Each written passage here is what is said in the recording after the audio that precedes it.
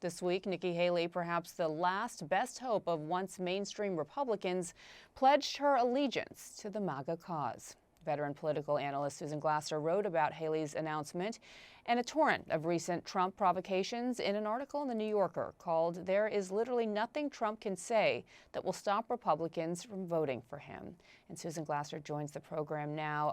Susan, I think perhaps those same words could have been uttered for a while now. Do you think that it was ultimately Nikki Haley, despite everything she said about him and the threat that he posed to the United States and the world, announcing that she would in fact support him, that ultimately solidified that view? It is a remarkable moment, I think, in the Republican Party, and it's hard, right, Beyond, because we become inured to it after so many years of this phenomenon of sort of watching Republicans flip flop on Donald Trump. They come out like Nikki Haley did with very scathing criticism of Trump. It was just in February that she said he was literally unhinged and unfit for office. And when she suspended her campaign back then, she refused to endorse Trump. Now, a couple months have passed. Donald Trump doesn't look like he's a lot more hinged than he did back in February. There's been no noticeable effort to assuage the concerns of Haley or the millions of Republican primary voters who voted for Haley and not for Donald Trump. And yet, nonetheless, she announced that she was going to vote for Trump in November. I think it really tells you a lot about the Republican Party today really being Donald Trump's Republican Party.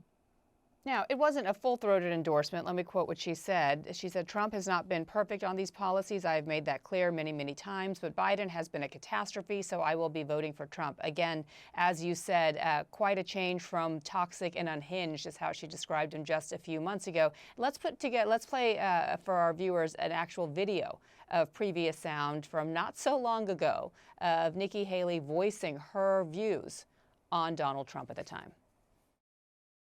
How much more losing do we have to do before we realize maybe Donald Trump is the problem? After New Hampshire, when I got 43% of the vote, he was unhinged. A president should have moral clarity, and he's just toxic. There is no way that the American people are going to vote for a convicted criminal. It is literally impossible that we will win an election if Donald Trump is the nominee. So, Susan, what do you think the calculus was for someone like Nikki Haley, who's still young, who could have sat this out, not necessarily announcing her endorsement for Joe Biden? She could have sat this out and said, listen, let's reevaluate in 4 years. And if Donald Trump had actually won or lost, regardless, she could have said, I told you so. And it would have been a refresh start for the Republican Party. Now, Donald Trump today said that there may be room for her, some space for her in his campaign or administration. And there's talk now of perhaps Tom Cotton being his running mate. Tim Scott's name has been thrown around. But does it really even matter if we're to stick to your premise of the article that you wrote as to, does anyone bring anything to Donald Trump at this point other than Donald Trump promoting himself? Well, Donald Trump would like you to believe that only Donald Trump is the one that matters. And I think that is his view, actually, pretty much of the election and of a future administration if he were to serve in it.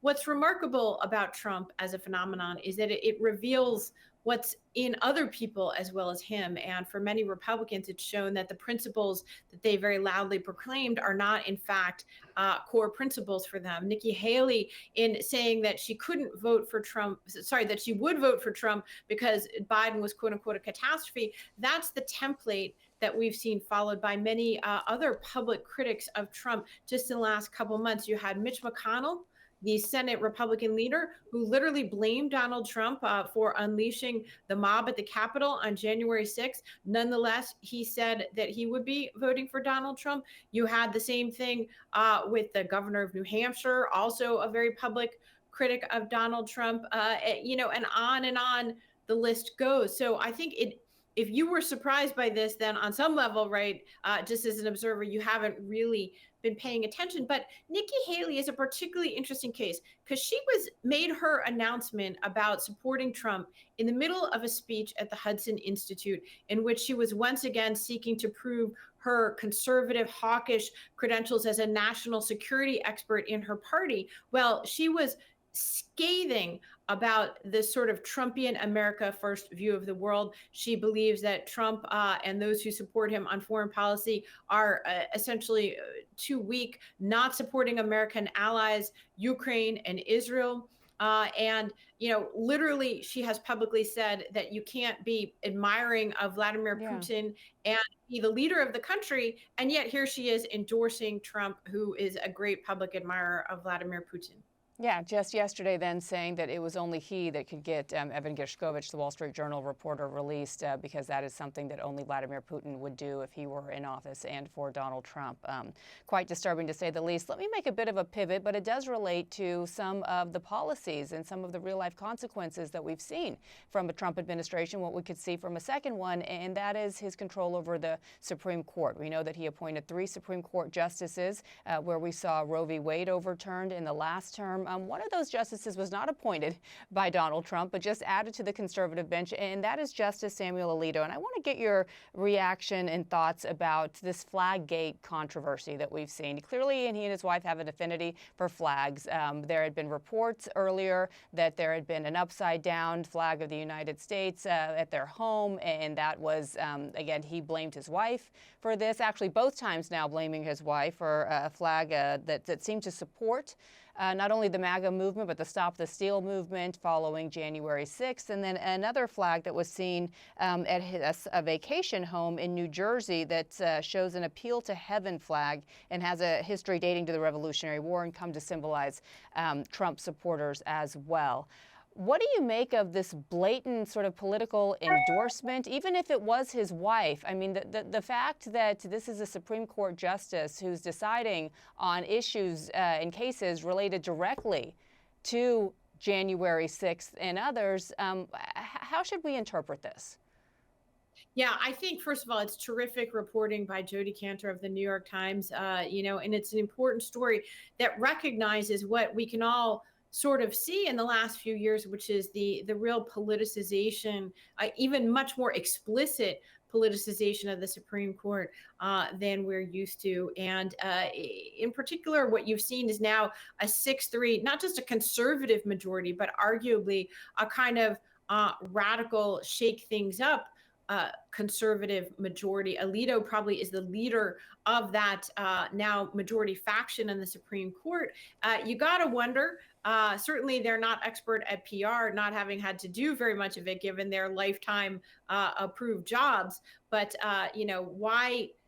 why give the appearance of any potential conflict of interest? Generally speaking, the judicial code, I should point out, points to all of those at lower levels in our system, except for the Supreme Court, in which it's very clear that any displays of partisan affiliation or even fellow thinking, that those are strongly frowned upon.